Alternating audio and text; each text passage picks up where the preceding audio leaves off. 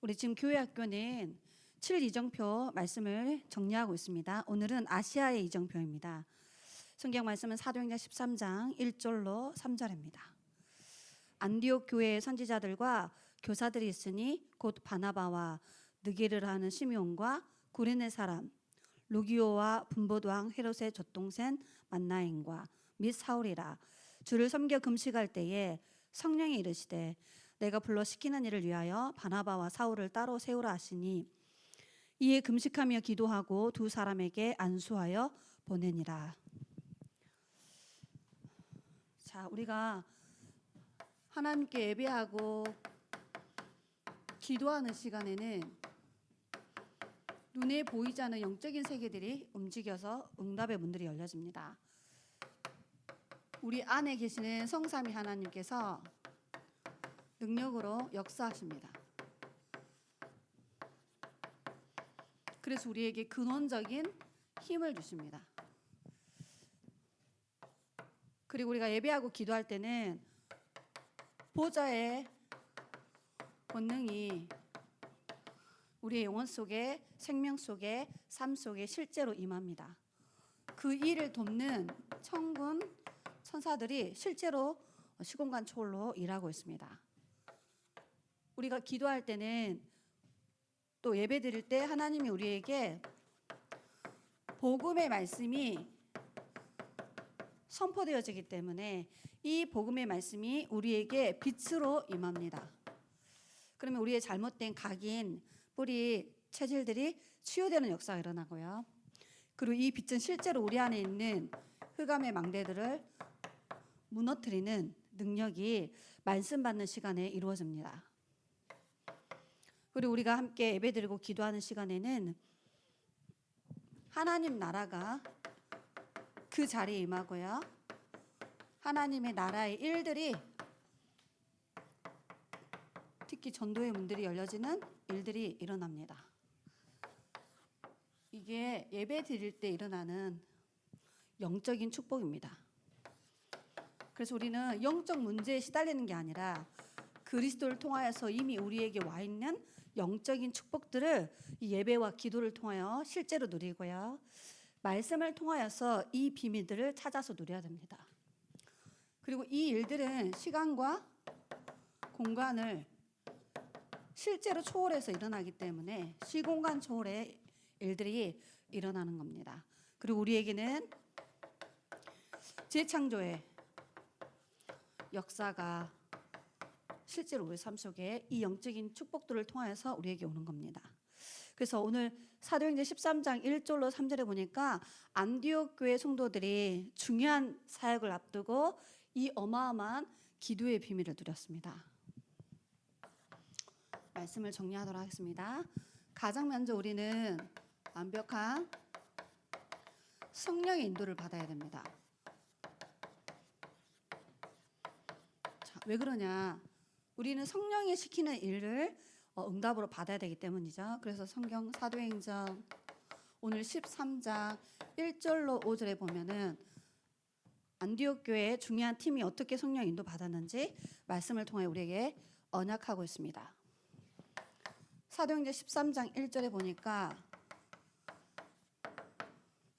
복음 운동을 지속할 사람을 하나님이 딱 준비하셨습니다. 이게 바로 그리스도의 담난 제자들입니다. 그리고 그들이 성령이 시키는 일을 인도받은 팀이었습니다. 그리고 복음을 증거하기 위해서 하나님이 준비해 놓은 장소로 복음 들고 가는 전도자들이었습니다. 자, 그들이 모여서 뭐 했냐? 사도행전 13장 2절로 3절에 보면은 중요한 이야기가 나오죠. 그들이 금식하며 집중으로 같이 기도했습니다. 자, 중요한 거는 어떤 언약을 붙잡고 기도했냐? 사도행전 1장 8절 1절부터 11절의 언약이죠. 오직 성령이 너에게 임하시면 예루살렘과 온 유대와 사마리아와 땅끝까지 이르러 내 증인이 되리라는 그 세계복음화의 절대 언약을 붙잡고 그들이 같이 모여서 그 언약이 성취되어지는 일에 성령의 인도받기 위해서 같이 기도한 겁니다.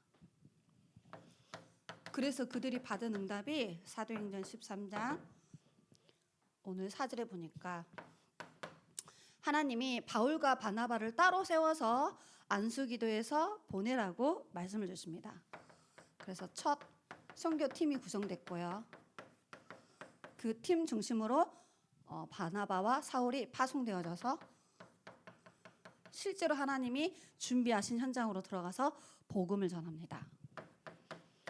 사도행전 13장 5절에 보니까 그 중에 요한을 수행원으로 둬서 회당에 들어가 가지고 하나님의 말씀을 전파하기 시작합니다.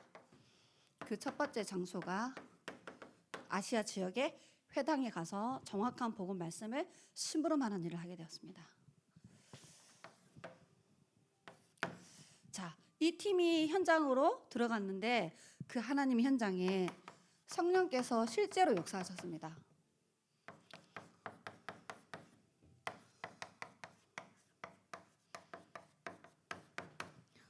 사도행전 13장 6절부터 11절에 자세히 한번 말씀 확인해서 봐야 될 부분입니다. 가장 먼저 그 지역에 들어갔을 때 사도행전 13장 6절에 보니까 이렇게 기록되어 있습니다. 그 지역에 거짓 선지자가 있었다고 그럽니다. 거짓 선지자 바예수라는 박수무당입니다. 이 사람은 마술사라고 합니다. 분명히 귀신 들려가지고 사로잡혀 있는 영적 상태입니다. 거기에 또 누가 있었냐면 사도행전 13장 7절부터 8절에 보니까 정치를 하고 있는 총독 이름이 서기오라고 기록되어 있죠. 이 사람이 정치인입니다. 바울과 바나바가 말씀을 전할 때 이 총독이 말씀을 듣기 위해서 바울을 초대했다라고 분명히 기록되어 있어요. 하나님을 말씀을 듣고자 하여 이렇게 말씀을 들으려고 하니까 이 거짓 선지자 마술사 속에 있는 귀신이 총독으로 하여금 하나님의 말씀을 듣지 못하게 하고 믿지 못하도록 방해했다라고 기록되어 있습니다. 그래서 사도행전 13장 10절에 읽어보면은 이 박수 무당을 하여 사도 바울이 뭐라고 말하냐면은 너는 마귀의 자식이요 이렇게 말합니다. 마귀 자식. 실제로 영적인 눈을 뜨고 본 겁니다. 그리고 악행이 가득한 자요. 거짓이 가득한 자요. 의의 원수요. 복음 전하는 일을 굳게 하는 일을 그치라 이렇게 말한 것처럼 복음 증거하는 것을 방해합니다. 이게 그 지역에 딱 망대를 세워놓고 이 거짓 선지자 속에 들어가 가지고 그 지역의 정치로 영향력을 주고 있는 총독이 말씀 듣지 못하도록 실제로 이 사단이 이 사단 들린 사람을 통하여서 계속해서 복음 운동 방해하고 있는 겁니다. 그래서 우리가 살고 있는 지역 현장에 실제로 흑암 세력은 이렇게 의의 원수가 되어 있고 주의 복음을 전하는 일을 실제적으로 방해하고 있습니다. 총독을 사로잡아가지고 흑암 정치를 할 만큼 그렇게 지역과 한 전문인들을 완전히 장악하고 있는 현장입니다.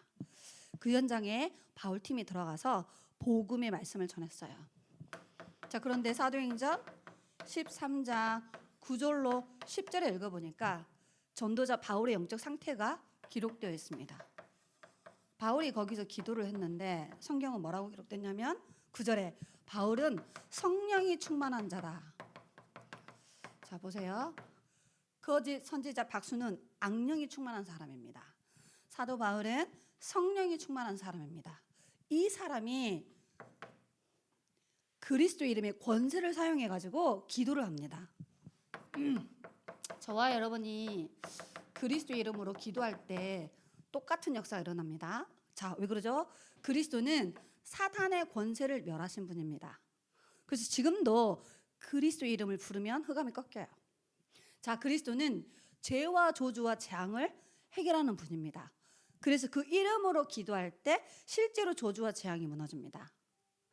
이 그리스도는 우리에게 생명을 주는 분입니다. 그래서 이 그리스도 이름으로 실제로 기도하게 되어지면은 생명 운동이 반드시 일어나게 되어 있어요. 그래서 바울이 여기서 이 귀신 들린 거짓 선지자 박수 속에 있는 이 마귀를 향하여서 네가 며칠 동안 눈이 어두워지게 될 것이다, 이렇게 기도를 했는데 그대로 이루어졌어요. 그래서 여기 성경에 잘 읽어보면은 사도행전 13장 11절에 이 거짓 선지자 박수 무당이 시각 장애인이 되었습니다. 또 후감이 실제로 결박됐어요.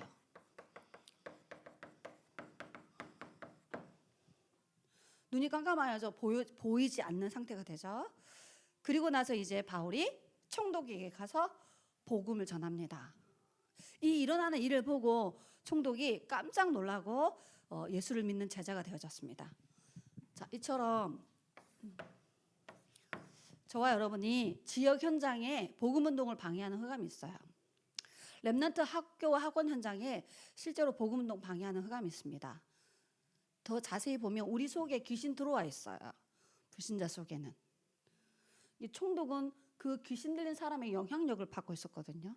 근데 사도 바울의 영적 상태는 성령이 충만한 영적 상태예요. 어느 정도로 성령이 충만했냐?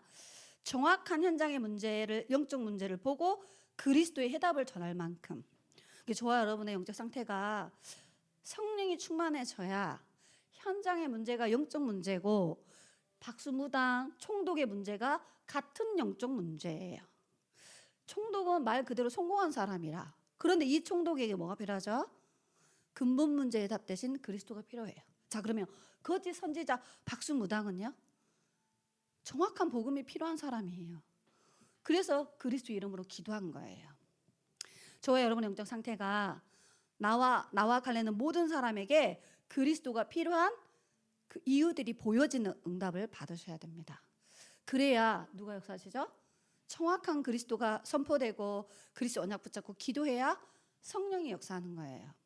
흑암이 꺾이고 하나님이 총독과 같은 예비된 제자의 문들을 열어주시는 겁니다. 그래서 마지막 결론에 하나님 현장에 예비해 두신 성령의 열매를 맺도록 응답을 주셨습니다. 자, 오늘 사도행전 13장 12절에 총독입니다. 자, 이 총독 한 사람 뒤에 세 가지가 있었어요. 그 첫 번째가 뭐냐? 지역이 있었어요. 이 총독이 복음 받고 그 지역의 복음에 영향력을 줬겠죠. 그리고 이 사람은 정치인입니다. 전문성 분야를 가지고 있었어요. 이 사람을 통해 또 다른 많은 정치인들에게 복음의 영향력이 갔겠죠. 그리고 이 총독은 한 나라를 담당하는 중요한 공무원이었잖아요. 그러니까 이렇게 다 있다니까요. 총독이라는 한 사람 뒤에는 어마어마한 전도의 밭이 있는 거예요. 어마어마한 선교의 길이 예비되어 있어요. 그냥 한 사람 총독이 복음 받고 돌아온 것처럼 보이지만 성경에 그 다음 건 기록되어 있지 않지만 이 한 사람이 지역의 한 분야의 한 나라의 전도의 밭이 되고 길이 되어지는 겁니다. 이 눈이 전도자에게 열려져 있어야 돼요. 자, 그리고 그 다음 사역이 이루어지는데, 자, 여기 보니까 이제 회당에서 사역을 다 끝나고 총독을 찾아 세운 다음에 이제 계속해서 복음을 전하는데 유대인들은 복음을 안 들어. 근데 여기 보니까 이방인들에게 복음을 전했는데 그 중에 작정된 자들이 많이 있었다라고 기록되어 있어요. 자, 그래가지고 이 이방인들에게 복음을 전하니까 49절에 주의 말씀이 온 지방에 다 퍼졌다. 그러죠. 이 이방인들이 살고 있는 지역이 있었을 거 아닙니까, 그죠? 그 지역 전 지역에 주의 말씀이 계속 전달된 거예요. 나중에 어떻게 되느냐? 어느 지역에 복음 전하니까 쫓겨나요. 성경에 52절에 읽어보면은 바울 팀이 사도행전 13장 52절에 중요한 이야기가 나오죠. 핍박을 받으니까 또 다른 지역에 가서 복음을 전해요. 그 복음을 전하는 제자들이 거기 있었다라고 기록되어 있습니다. 이미 바울이 가기 전에 예비된 제자들 다 있었어요. 이들이 지역을 다니면서 복음을 전했는데 엄청난 핍박이 왔는데 그들의 영적 상태는 뭐라고 이렇겠냐? 기쁨이 충만하고 그 제자들은 성령이 충만했다. 이 사람이 진짜 제자입니다. 복음 누리고 복음 전하는데 핍박이 계속 와. 그런데 그 핍박을 기쁨으로 받아들이고 그 핍박을 초월해서 또 다른 지역에 가서 복음을 전할 만큼 성령이 충만한 제자들이 현장에 쫙 깔려 있었어요. 저는 개인적으로 우리 교회 성도님들이 다 이렇게 지역과 어떤 전문성 현장에 가 계시거든요. 주일날에는 다 같이 예배드리지만 월화수목금까지는 다 현장에서 사역하셔요. 저는 늘 그림을 그립니다. 우리 교회 중직자님들이 다 현장에 흩어져서 이 응답을 누리고 계시겠구나. 저는 그런 그림을 다 생각하면서 곳곳에서 기도의 망대를 세우시고 각자의 자기 현장에서 복음 누리시고 그 지역과 한 분야를 살리는 그런 응답을 달라고 기도를 많이 합니다. 자, 그래서 결론입니다. 우리가 있는 현장에 이렇게 제가 애들한테 많이 그림을 그려요. 집입니다. 우리의 각자의 지역 현장에 말씀 운동을 지속할 다락방 시스템을 딱 세워놓고 사도행전 5장 42절에 날마다 그들이 집에 있든지 성전에 있든지 예수는 그리스도라 가르치기와 전도하기를 그치지 아니하니라. 그래서 현장 다락방 시스템을 통하여 하나님 우리에게 세 가지의 응답을 예비해 놓으셨습니다. 그 첫 번째가 정확한 복음을 전하면 또 다른 생명 운동이 일어나게 되어 있어요. 그것을 기록한 책이 사도행전입니다. 생명을 가진 자를 통해 또 다른 생명 운동이 일어나게 되어 있어요. 복음을 액세서리처럼 이용하는 사람에게는 생명 운동이 일어나지 않습니다. 복음을 자기 동기 채우는 일에 복음 붙잡고 있는 사람들은 생명 운동 하나님이 붙일 수 없어요. 이 복음이 나에게 생명되어져서 또 다른 사람에게 생명으로 전달되어져야 된다라는 그 사실을 보고 있는 사람에게 하나님은 또 다른 생명 운동을 일으키게 되어 있습니다. 그래서 생명 운동은 하나님이 하시기 때문에 우리에게 정확한 생명이 심겨져 있으면 생명 운동이 일어나게 되어 있어요. 자, 그리고 그 생명 안에는 어마어마한 능력이 있습니다. 그래서 우리가 뭐 하는 거죠? 모여서 기도 운동을 펴는 거예요. 성령이 역사하고 흑암이 꺾이고 천군 천사가 동원되어지고 하나님 나라 일들이 이루어지도록. 그리고 그 복음 운동을 지속하면 반드시 거기에 누가 나오죠? 복음 운동을 지속할 제자가 나와요. 그 제자를 말씀 운동을 계속해가지고 찾아내는 겁니다. 세워나가는 겁니다. 그러면 그 제자에게 복음이 들어가면은 잘못된 각인 뿌리 체질들이 이제 하나님의 것으로 들어가면서 치유되어지기 시작해요. 복음이 각인되기 시작하고요. 내가 왜 살아야 되는지 사명을 발견하게 되고요. 내가 있는 현장이 복음 전화돼야 될 선교지라는 눈들이 열려지기 시작합니다. 그리고 그 현장에는 후대들이 있기 때문에 예수 진짜 제대로 알고 누리는 후대가 살아나는 이 운동이 일어나게 되어 있어요. 그래서 우리 진주는 7대학과